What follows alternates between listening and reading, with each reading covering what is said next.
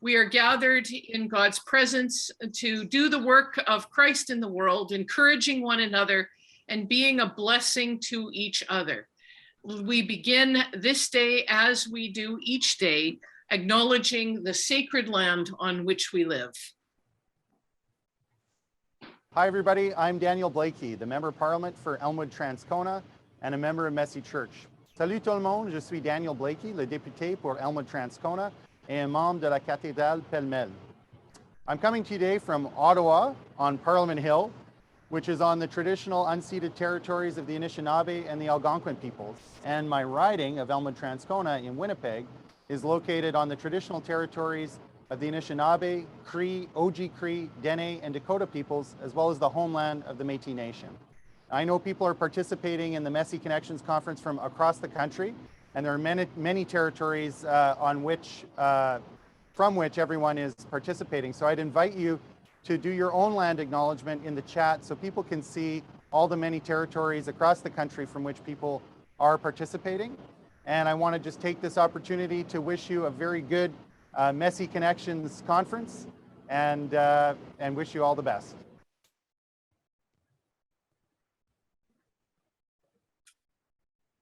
So I live in Treaty 1 territory. I've put that beside my name, and I am grateful for the leadership of each of you as we acknowledge this sacred place in which we live.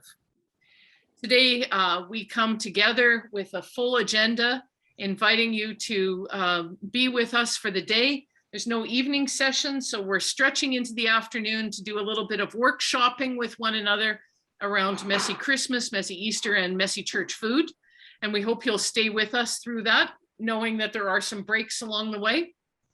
But we begin and end today thinking about food. And the food we think about today is Bannock, and Gail Purcell, part of our leadership and planning team, is going to introduce you again to Susie McPherson Derendy. Good morning, everyone, and welcome to the Bannock making session. For those who haven't met me yet, my name is Gail Purcell, and I'm a member of the Messy Church team at Transcona Memorial United Church in Winnipeg, and I'm also a member of the conference planning team. If you were with us at Susie's Story Stick session on Thursday, you will already know much more about her than I'm going to share with you now. Susie is an ordained United Church minister.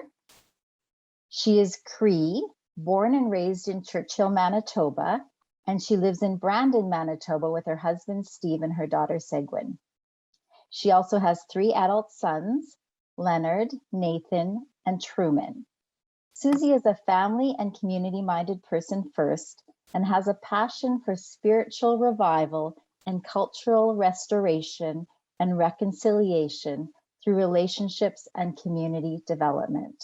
She is a lifelong learner and a strong advocate for empowerment and justice. Good morning and welcome, Susie. Good morning, everyone. Good morning, Gail. Thank you. The sun is shining very brightly in here this morning, and I had a mirror back here, and I just put it over to the side, and there's a bit of a reflection from there. So I just have all my stuff here, all my ingredients that I would need for making Bannock, and I was trying to adjust the height of where the laptop sits so that for the best view, but I didn't accomplish that. I haven't poured anything yet. I was imagining that I would have everything pre-poured and just ready to put together, and everything happens here in my home around this time. Segwun gets ready to go to work, and the dogs kind of realize that it's time to go out, and so. But it's a good morning. I'm looking forward to. As I was getting ready, I was thinking about different stories of Bannock and about Bannock. And one of the memories I have of my mom is she would often save the dropping from different meats that she cooked. And And when we didn't have shortening for bannock, she would use the grease. And I remember it would be in a cast iron frying pan, and it would kind of burn it a little bit, not necessarily burn it, but it would be darker than usual. And I remember the taste of that. And it was, you know, she would put the whole round bannock in the frying pan, you know, about that big, and cook it on one side and then flip it over and cook it on the other side. And that's one of the memories I have. So today, I was trying not to scratch or touch myself because I'm going to be having my hands in here, but it's but today we're going to make a baked bannock. So I was thinking of that particular story because I think that was when we ran out of shortening, and so that's the recipe you would use for Bannock Taco, is the fried bannock. And that the difference between the big bannock and that bannock is that you wouldn't put, like in the, after I make, partway through, I'll put the shortening in. Just trying to think this through. I'll put the shortening in. Whereas for the fried bannock, you wouldn't put any shortening at all. You would just use the flour, salt, baking powder. I put a little bit of sugar. I always say that's my special secret ingredient, is that little bit of sugar. And yeah, so you wouldn't put the shortening in for the fried bannock because you would be putting it into the frying pan. So I'm just a little bit, no, I'm not the most organized person, but I do manage to get things done. I had the laptop sitting on Voices United, and I thought maybe we should sing a song first. But you know what? I'm going to say a few words in Cree. I just want to welcome you all, and sometimes I just start talking right away as I've been thinking, but I just want to say greetings from Treaty 2 Ancestral Territories. And I just got a few words that I like to say in Cree when I start. Gasemantu kananaskimatanan anuskagisada sawenamanan kaminopamatsia wichianan kanawenamanan nus wabahe wamata tugisada kakino minanan gichuasmasa minanan ininosawen ego minomachihoy ego sana. There. Just give thanks for the day. So the other thing I wanted to say is that most times these days I cut the recipe in half because I could really eat it like a bag of chips. You know, I have one piece and then I have a next, and then I have next, especially when it's warm. And I heard Carol saying her favorite is butter, and so is mine. When the bannock cools down, I don't mind to put peanut butter or jam on it, but butter is my favorite. I'll keep doing this before I forget how many cups I put in there. So I'll put 4 cups of flour in. It's funny, I think I might have noted this, that everyone thinks their mom's bannock is the favorite. My kids are no exception. And my niece from Churchill, who's a teacher, has become quite the bannock maker. And she used to tell people that it was my recipe. She doesn't do that anymore. So she's quite well known for her bannock at home. So I don't use a measuring spoon. I don't know if so I just using a big teaspoon, and I put 2 in. Might be a little bit much for some, you know, as you go along making bannock. So I have 4 cups of bannock and 2 tablespoons of baking powder. And I have my little sugar bowl here. And that is, I will put 1. One, you see how big that one was? Maybe I'll put a little more. And then I have my salt here. And I put about 1 level of this in there. So that's all my dry ingredients. So I just kind of mix them up together. I wish I would have been able to put this right.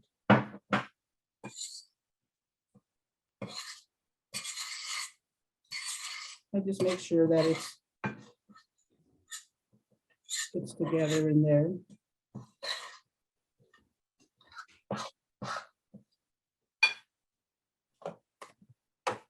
This is Crisco shortening. And I buy so that would be another one of my secrets, is I buy the butter looking one. And they suggest that you maybe not use your hands. I mean, I do all the time. I use my hands. Is anybody making it along with me?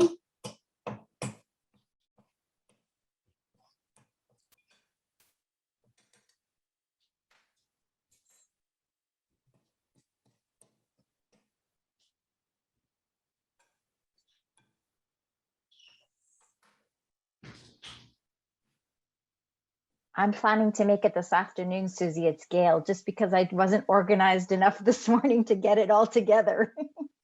I know, I always think I'm going to organize things really, you know, like in 10 minutes, you know. I got to grab something. I forgot. Hold on a second. I wish I could sing you a song as I'm.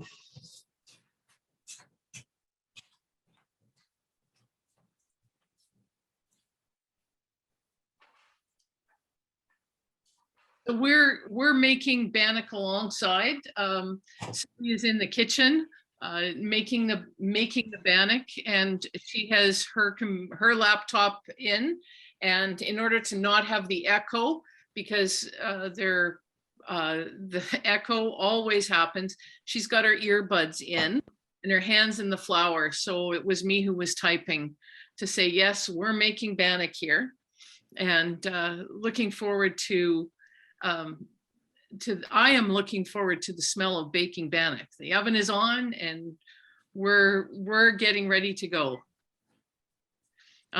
So Jane and Mark are taking notes and making bannock later. Aileen thought about baking along, but figured it'd be too complicated in the tiny kitchen with a laptop and dry ingredients. Well, you know, there is something about that. No sense getting flour in the keyboard. No. That would be an expensive bannock. So I think the next ingredients you need are milk or water or something. Yeah, Irish soda bread.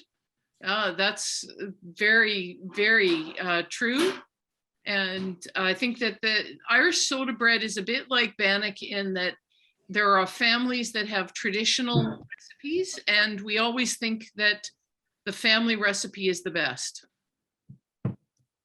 So cold and rainy and damp in London. So I think I might make some this afternoon. Yes, good plan. Beautiful and sunny in Winnipeg. Mm-hmm. Frost here this morning, though, Brandon. Okay.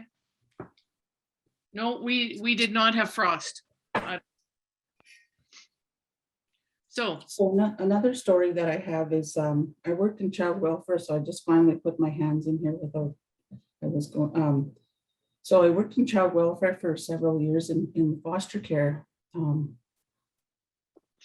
department. And so when we had our gatherings, I would make the bannock. And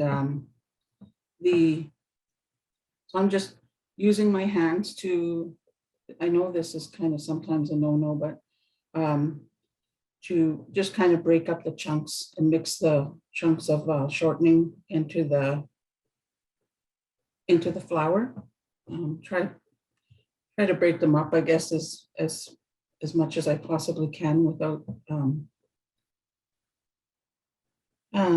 Also, I was working in foster care, and I would make the bannock, and so then eventually we had some foster parents who wanted to make bannock, but they wanted to also teach the children too. So I used to have, we would have regular bannock making sessions, and we'd get about 10 to 12 foster parents joining us. And I got a call one day from this one young mom, and she was very serious, and I thought maybe something was wrong, or, you know, she says, you know, Susie, I just can't quite get my bannock like yours. She said, there's something missing. and so as I was saying earlier, you know, we begin where we are, as you all know. I don't need to tell you this. We begin making something, and as we go along, we learn to get good at it. We learn to know that maybe we didn't put enough. Maybe we didn't put enough sugar or something like that. And so just making sure I have all my stuff in here. I have started to make baked bannock before. And my intention was to make baked bannock. And then I forgot to put the shortening in. I put all the dry ingredients, and I made my well, and I put my milk and water in there. And then when that happens, what you have to do then is you have to make fried bannock, because you can't put it in the oven without, you know. So another bannock story that I have is, there's a lady by the name of Kim that goes to Knox United. And so I'd made bannock for them too. Never really had a session of teaching about bannock, but Kim, and I'm trying to remember her last name. You might be familiar with her, but she came to our outreach meeting one day, and she had 2 bannocks, you know, quite big ones. And she's kind of the quiet type, but you know, she shows up with her bannock, and they were just really beautiful. They were like, you know, a golden color to it that I don't think I had ever seen before. And it smelled like, you know, and she said, you know, the problem is they're like 22 pounds each. And she says, they look absolutely wonderful. That's why I had to bring them here. She said, but we're not going to be able to eat them because they're hard as rock and 22 pounds each. I thought it was so funny, but you know, I give her credit, and sometimes we start that way. So I have my milky water here, and I have tennis elbow right now, so I have a little bit of a challenge of lifting stuff. I have tennis elbow on my right.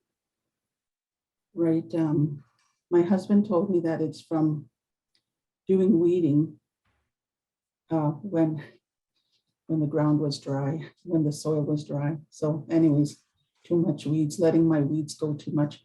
So here's my, you know, I say 1.5 to 2 cups. I usually fill it right up in case I don't have enough.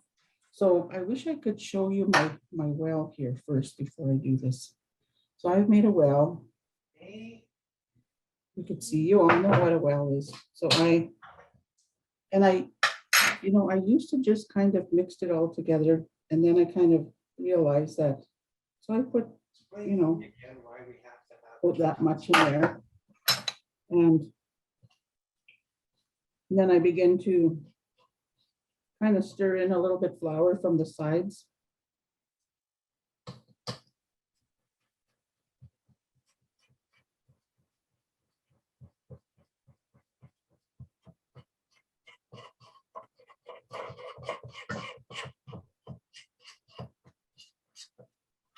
I am driving to Cross Lake today. It's about a 9-hour drive. So as soon as my bannock comes out of the oven, my husband and I are going to venture out to Cross Lake. I haven't driven, so I need to put the rest of this in here, I think, or maybe not. I haven't driven that way for a long time. When I would go home up to Churchill, I would, so I've added more, a little bit more of my mix. And I try to do this part quickly, but it's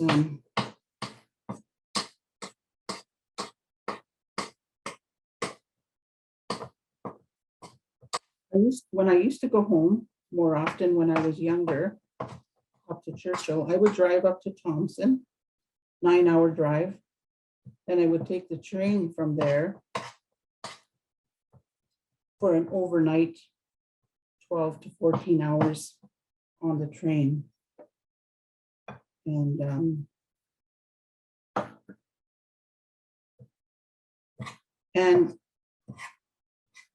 if we didn't have learning circles coming up right away, I would have went home, seeing as I was going up to Thompson. But we'll have to go another time. This is tourist season over there. And it would be very busy anyway.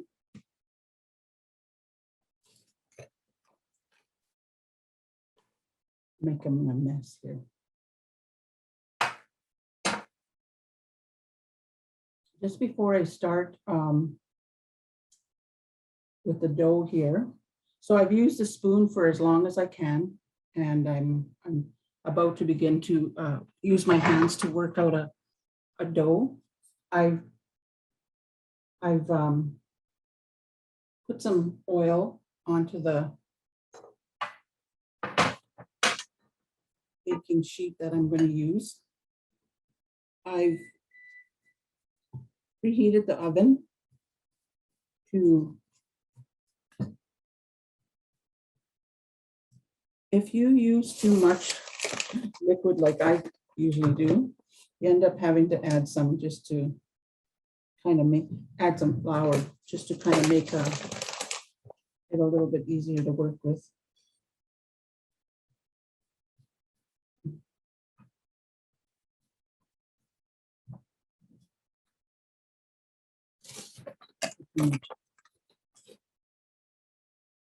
Another Bannock story that I have. When I was a little girl, I attended the Alliance Church, and I think I may have mentioned this the other day doing my story stick. But we had my uncle was a student minister, and we had a Cree fellowship we went to service in the morning, and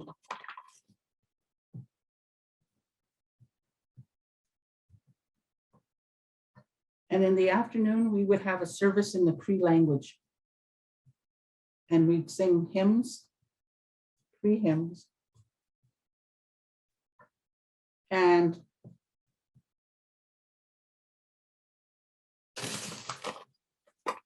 then we would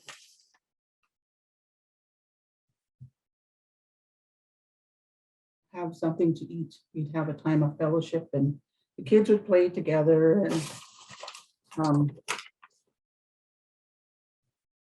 we would have our morning regular service with the church upstairs, and then we would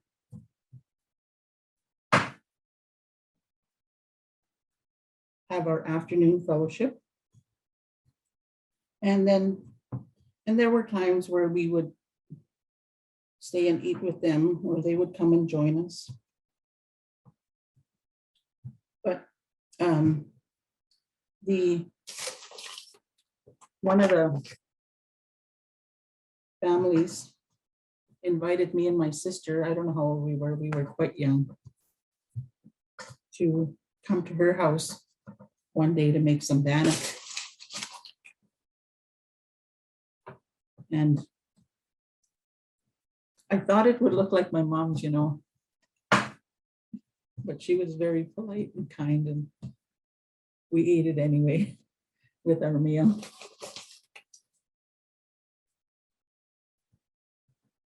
And I don't know how many years ago this was now, but I went to the Indian Life magazine. See, I have to keep adding here because it's kind of a little bit wetter than. I went to the Indian Life magazine banquet some years ago now. And there was Mrs. Alila, and she didn't look very much older than she did when I knew her. When I believe it was her that we made bannock for. I think we went a couple of times. And so, okay, so my bannock does look a lot better. I've had to add a lot of extra flour to make it work.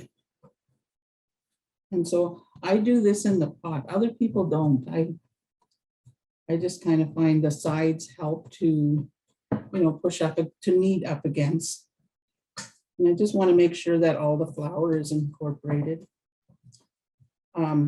Some would put, I have a recipe for bannock and bannock bites with raisins or bannock bites with cheese. And we've made those before. And I remember my mom used to make raisin bannock for a treat once in a while. I don't know why, but we would take all the raisins out and we would make the bannock. And she didn't like that. So here is my dough. And I'm going to slip it onto the pan. Move this out of the way. Like I said, my tennis elbow is not very, it's my right hand. So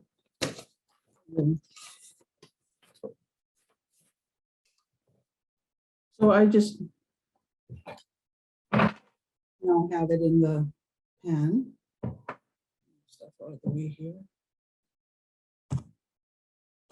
And I kind of just knead it down.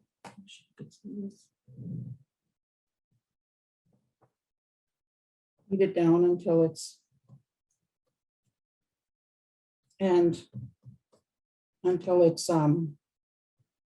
you know what?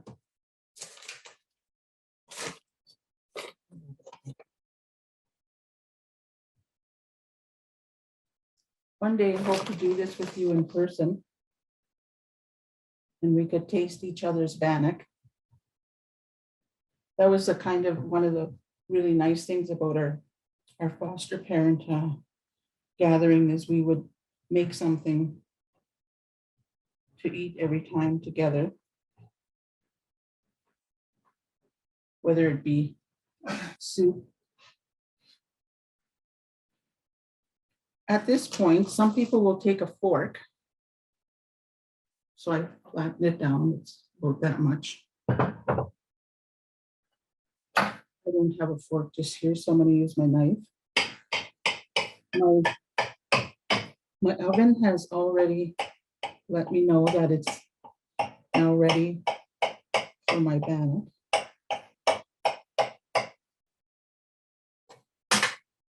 I don't know if my mom did the fork thing for the decoration or if it was for some purpose, but I still do that. So I've just put little knife holes in there.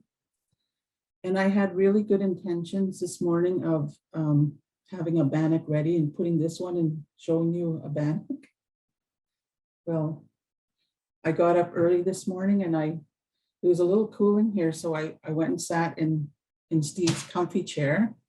I have a chair there too, but it's not as comfy as Steve's. And there's this really cozy blanket that he has, and I sat there and I thought I'm just going to warm up a little bit, and ended up having a nap until 8 o'clock. So I had hoped that I was going to be able to present a bannock to you just now, but so I'm going to go stick this in the oven. If you have a bannock story to share, maybe it's a good time to do that right now. But I was listening to somebody sharing that they had already made their bannock this morning with I hear a little child talking about how much he likes it. So I'm going to go stick this in. I'll be right back.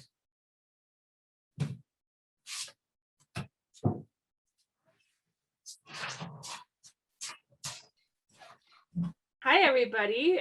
The bannock maker this morning that we were talking about is me and Carson, who's over here. Yeah, you. Okay, inside voice. So, this is what's left of our bannock. We make it in like an oval loaf.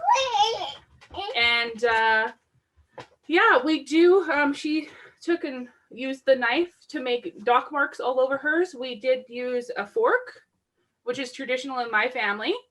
And if we run out of Crisco or whatever, we have used bacon fat, or sometimes we'd save the drippings from when we made a roast or something. So that makes a totally different flavored bannock. But yeah, no, we've been doing it for years. If you add more sugar, you can cut it into like a shortcake size and put strawberries and whipped cream on it. So that would be a traditional one that we would do on Sunday afternoons with my Nana's family. So that was more like a soda bread type thing, where the bannock is my mom's side. Yeah, so that's our bannock. That's what's left of it, nice and thick. We don't use a pan, so it's never square. And we were always taught never to cut it with a knife, that you always pull the bannock apart with your fingers and you share it that way. So that's our bannock story. Hi, guys. Thanks, Shannon. Anyone else a bannock story to tell? Aileen, please. Well, I lived and worked in the Fisher River in Manitoba in the Interlake for 5 years. Every Monday at the seniors' residence, the personal care home, ladies from the community would gather and with the ladies in the center, and you know, they would be doing embroidery and beading and have some snacks, lots of tea.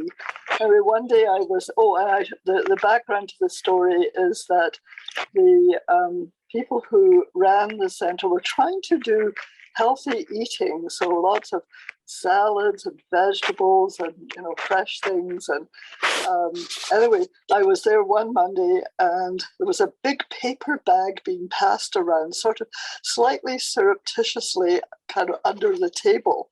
And I'm wondering, what on earth is in this paper bag?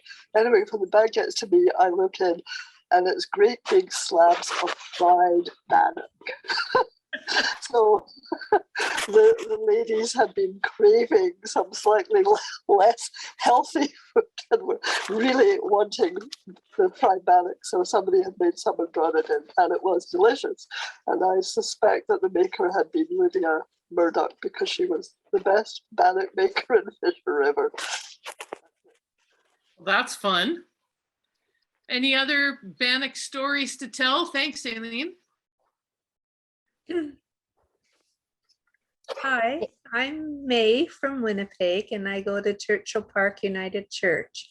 And I also volunteer at Oak Table, which is a food program that is run every day. And I was thinking that it would be a nice idea to demonstrate to the guests how to make bannock. So I am going to ask the executive director if I could do that. And maybe we could even ask any of the guests if they would like to volunteer and make it too, because, you know, we would need to make a few pans of it, which wouldn't be a problem because we're in a beautiful new space in the basement of St. Augustine's Church. And we have 4 ovens. So that's what I'm going to do. So That's thank you very much, Susan, for coming to teach us. yes. Often, for a number of years, we would have solstice and equinox gatherings, and I would make a couple of bannocks. I would make at home, and then I would have one. I would make sure that I have one ready to go in the oven so that when people were arriving, they could smell bannock cooking in the oven. That's just another quick memory that I have.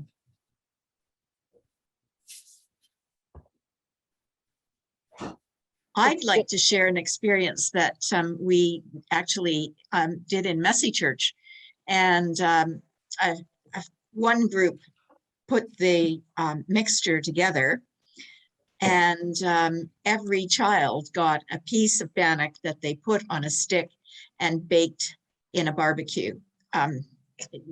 Put it on a stick and cooked it in the barbecue. And that was a very, very, very popular activity. A lot of patience by the people who were supervising the barbecue, but it was really a good experience.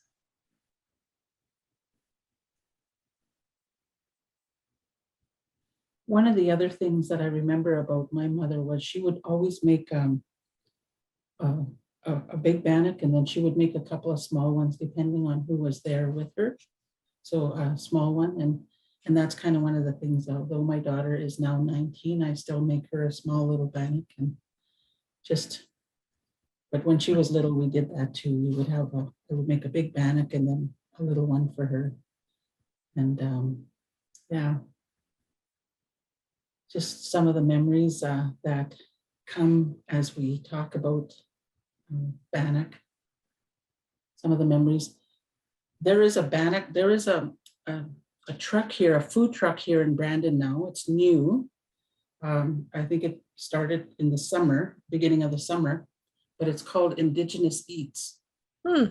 And we never went there, because we've gone to a lot of different taco sales, Bannock taco sales, and Segwun says, well, you make tacos, why would we go buy them from somewhere? And so we talk about supporting, but so we never checked out the Indigenous Eats until August.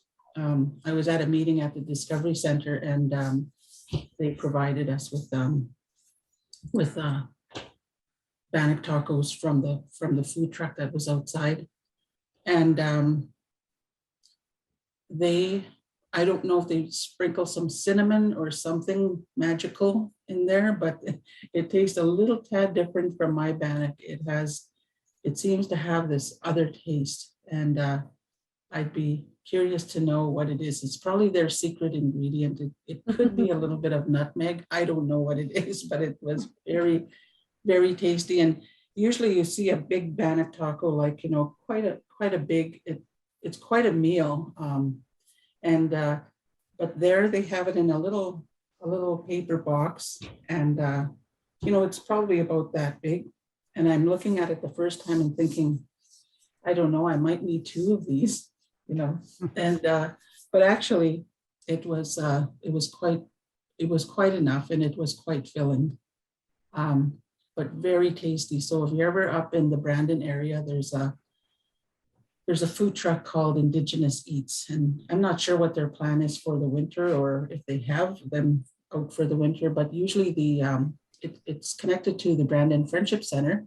And yeah, Bruce talking about fried bread wieners. Maybe I'll let him tell a story, and I have one about fried bread wieners. Do you have a story about fried bread wieners, Bruce?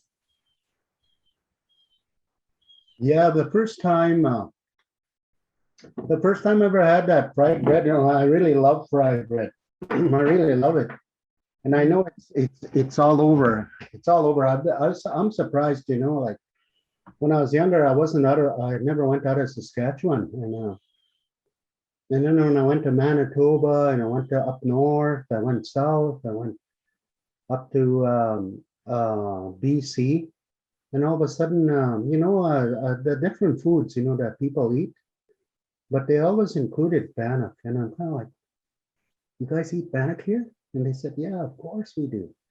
And then one day somebody gave me some bannock and it had a wiener in it. And it was deep fried, I guess, or fried.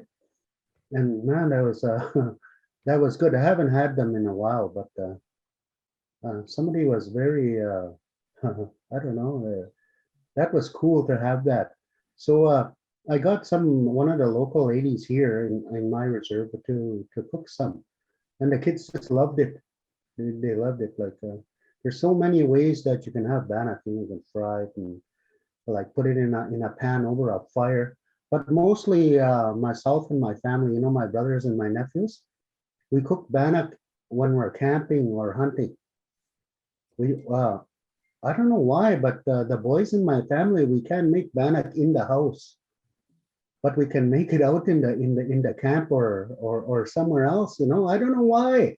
And the women are so good at our women are so good at making it at home. We don't have a chance. If we had a contest, we wouldn't win. But what I found out about making bannock is, people.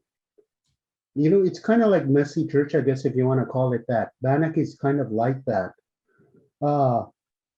You try to use exactly 2 teaspoons, and you use whatever cups of water or salt or sugar or whatever. But me, I find that you adjust and you make your own kind of your own special recipe, if you want to call it that. And yeah, that's my Bannock story. I think Mary has her hand up to tell a story, and then Christine. So first of all, Mary. Mine's not a Bannock story. I was sitting here thinking how the recipe is almost the same as my baking powder biscuit recipe. And I have a Scottish scone recipe, and and the Irish soda bread. They're all so similar. Some of the things you were talking about, putting it on a stick and that, we've done that too. I'm a retired teacher, and after I retired, I taught out at those who are familiar with the Stratford Kitchener area and will know that there's an old tavern between Stratford and Kitchener that is used each spring for school trips, not the last 2 years, and I used to go out and help with that, sometimes quilting, but I very often did the baking, and it was usually biscuits, which, as I said, was so close to, the recipe is so close to the Bannock recipe. And it's so forgiving too. Like if you put in too much liquid or too much, you can just always add it. So it's great in working with kids. I found when I was teaching, I made it with my kindergarten kids and everybody, but I was just amazed at how closely those recipes from all areas are the same, or almost the same, with just the little tweaks here and there. And I had a Scottish friend who she often, if she was making scones in the morning, would cook them in the frying pan on top of the stove rather than the oven. So anyway, it's not a Bannock story, but it's my story. Thanks. Well, thank you, Mary. I must say that since the Bannock went into the oven, I just want to say that time has stopped, and this is the slowest 40 minutes in creation. As we talk about Bannock and we talk about all these different things, and I think, oh, that's something that I am smelling. That's lovely, and it's not ready until close to 11:30. How did that happen? Christine, you had your hand up and you're ready to go. Yes, it's just a quick story similar to Mary. So I'm originally from Trinidad and Tobago, and we make this identical recipe, but it's called bake. And instead of milk, instead of regular milk or water, we use coconut milk. We get the dry coconut, we grate it, and we make the milk from it, and we call it coconut bake. It's the same, just as how Susan put it on a big tray, we put it on a big tray, we eat it with butter. Yeah, Mary, it's very similar, like very universal. Thank you. Okay, so like, I just want to say, is there anyone else who wanted us to be in person? Because imagine if we had Christine's coconut bake and the different Bannock recipes and everything else. I hate to say we should do this again because I know how much work it's been, but we should do this again when we can be in person and be together and do all of that. We really, really are. I'm really enjoying the stories. Anyone else? I have a question. Sylvia has a question. Sylvia, put your mic on and jump in, and I'll turn my speaker off. Okay, so let me just put my video back on so I'm a little bit more polite. But I found this super interesting, and this is my first experience making bannock. It's a little bit intimidating. I come from a tradition of yeast breads, so I'm pretty comfortable with all of that. But I was thinking, if we dial back, and I don't know if you can answer this, Susie, but if we dial back 300 years, what would the Bannock formula look like? In your family? Like, what would the recipe look like? Right now, you talked about meat drippings and all of that, and that makes total sense. What do you do with the baking powder? Like, did you have? I don't think that we did. I think that came, and so our version, our Bannock is a version of what would have been brought here. Mm-hmm. There is another story of in the intro that I provided, that there was something here in amongst another nation, and it was a little bit different. And I don't know where their flour or any of those things would have originated from, but I do know that when my sons were young and I was at university, there was a couple of students from Kenya that were helping me out now and then to meet them at home after school, and they would ground peanuts for flour. Like they would use peanuts and make their own flour and then make whatever it was they were going to make. So I suppose there would have been different things, but we were from northern Manitoba. I can't even imagine what we would have done back then. Yeah. Interesting. Thank you. Yeah. I just I wanted to add one more story here. A few years ago now, maybe 4 or 5 years ago, we went home for my niece's wedding, and she had a New Year's Eve dance, New Year's Eve masquerade celebration for her wedding reception. And we didn't really have much time to visit or anything. So the next year we went back for between Christmas and New Year and visited for a whole week. And there was a New Year's Eve dance party. It was potluck first, and this was at the Legion. And we weren't going to go, but we were invited and we wanted to bring something. We didn't have anything. Of course, we kind of got notice of this just a couple of hours before people were going to begin to eat. So we thought, so just going back to Bruce's story. So we went and bought a package of wieners from the northern store for about $11 or $12. And we made a bannock, regular bannock like we did here. And we cut the wieners in half. So we had 24 wiener bannock dogs, they call them.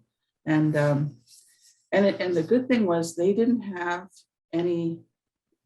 They had lots of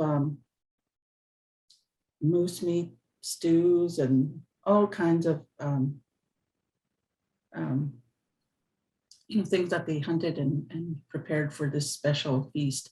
And so they didn't have a whole lot of Bannock. This was the whole community. It wasn't just the Indigenous community, but they didn't have a whole lot by way of breads or Bannock. So it was our contribution of 24 Bannock dogs was very well appreciated, and they went very quickly. So that was our little Bannock dog story. And I often thought from that, you always try to make things go far, and I often thought that, because I thought that those wieners, those 24 wieners could have been cut again.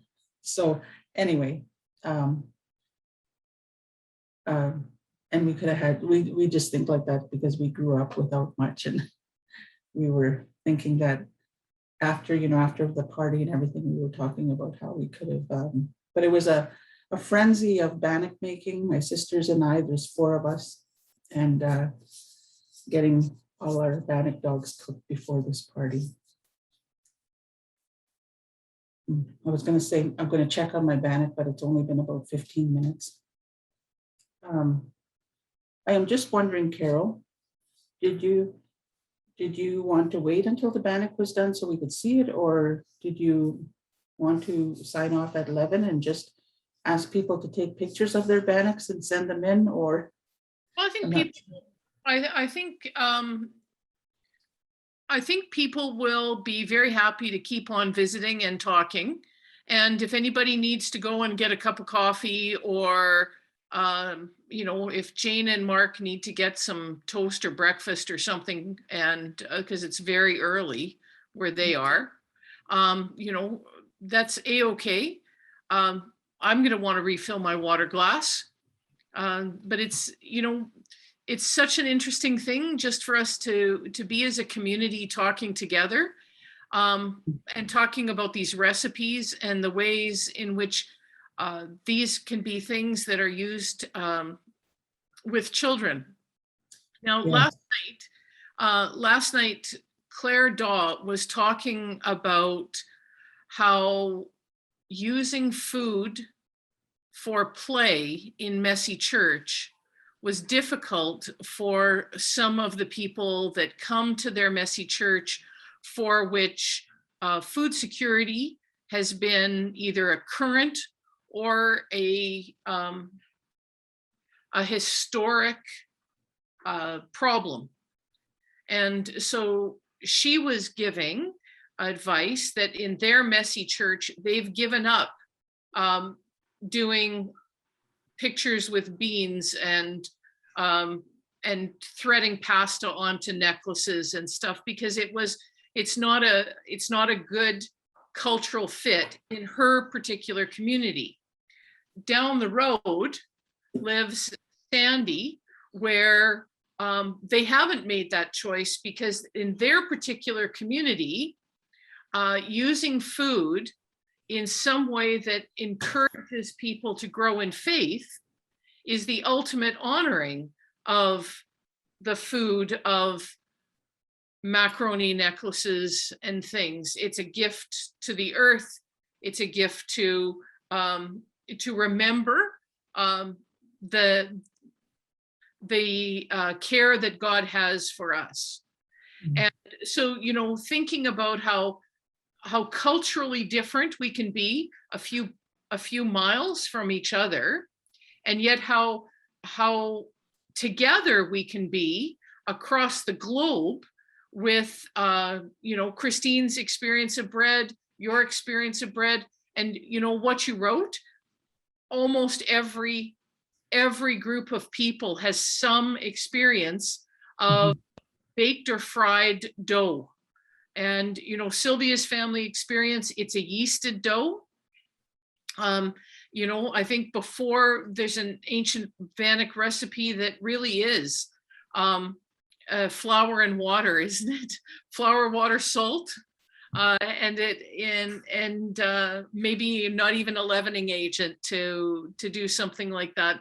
I think when we talk about deep history and biblical stories, that's how biblical bread was made. It was certainly what carried people through the wilderness along the way. Now, earlier in the chat, Shannon had asked a question of you, Susie, around what is a Bannock Taco?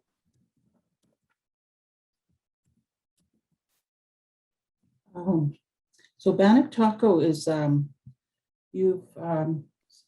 the U.S. Southwest is kind of well known for their tacos, which is usually a thin bannock, kind of like a wrap, a tortilla, and so all a Bannock taco is, some people call them Indian tacos. I call them Bannock tacos because they're tacos, but they're made with bannock instead of the tortilla or the wrap that would have been used. And so it's the same recipe. I would cut it in half because this 4 cups makes a lot of fried bannock. I mean, that would be wonderful if you're serving a whole bunch of people. But so when we have it, I would cut the recipe in half and then not put the shortening in, like I said, and then I would break them up into, so the 2 cups, the half a recipe would give me maybe about 8 pieces. I would separate 8 pieces of dough and then I would flatten it and then fry them like that. I wish I had, so they would be about this big. Some people make them really big. I make them, about that much. And so when I would flatten them, make them into a little round dough, and for sure. And so I would put oil in the cooking oil in the fryer pan, and make sure that's heated up enough so that when you put your little bannock in there, that it's ready to start cooking right away. I would always make sure to put a couple of holes in there so that it's cooks better throughout like that. And it needs to be turned over unless you have a deep fryer full of more cooking oil. But I usually turn it over partway through and then let them soak. Once they're cooked, I put them on some paper towel to absorb some of the oil. And then there's the meat sauce that goes, and it's usually hamburger, kidney beans, taco seasoning. I put other things in there. I put regular beans in there.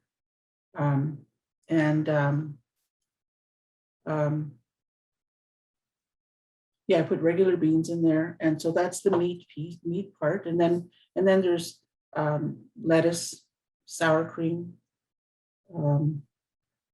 salsa, tomatoes, onions. I usually will have 1 whole onion, and we usually eat the whole thing between those of us here. So that's the Bannock Taco meal. And it's very delicious. And it's something, that my kids like to have. When it was their birthdays, that's what we would have as our way of celebrating, is we would have Bannock tacos. And even if it isn't their birthdays and we haven't gathered for a while, that's kind of what I use as something special for us. Yeah. And Bruce was saying something, I just kind of caught that. Bruce was saying something about he's saying baking powder rises dough faster than yeast. And there is there are many people now who do use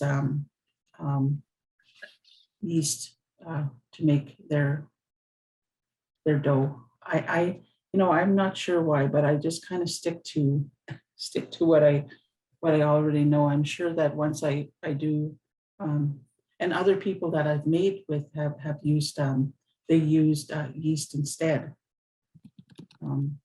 So yeah, the Bannock tacos are very delicious. You could probably find them wherever you are.